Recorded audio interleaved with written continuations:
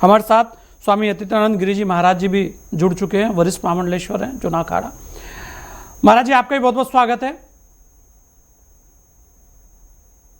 महाराज जी आवाज आ रही है?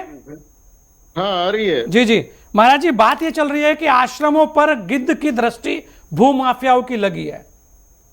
कमलदास कुटिया, अमेरिकन आश्रम और भी बहुत सारी घटनाएं पहले भी हुई हैं। उससे लेकर बात हो रही है कि आखिर ये कब्जा माफिया कहां से आ गए और ऐसा कौन सा इनके ऊपर कार्रवाई हो कि जिससे कि ये कब्जा माफिया यहां पर इस तरीके की हरकत ना कर पाए।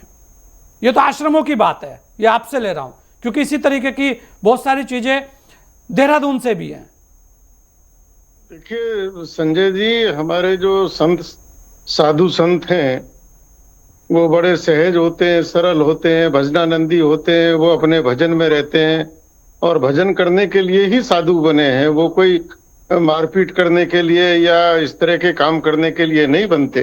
तो ये जो माफिया लोग पैदा हो रहे हैं, भूमाफिया हो रहे हैं और इस तरह से संतों को के साथ मारपीट कर रहे हैं, संतों को जो है उनकी जो आश्रम है, उनकी बनाए हुए मठों पर गिद्ध दृष्टि है, ये बहुत ही गलत है।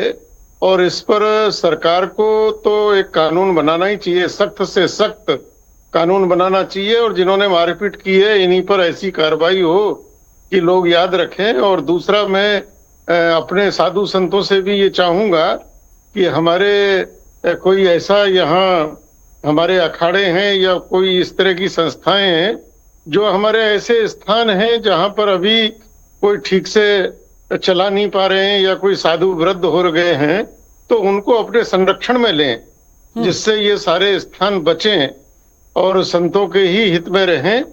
नहीं तो वो तो आश्रम तोड़ तोड़ के वहां बिल्डिंगें बन जाएंगी महाराज जी, सब बेच दिए जाएंगे क्योंकि करोड़ों रुपए की संपत्तियां हैं, कर दो खुर्द बुर्द।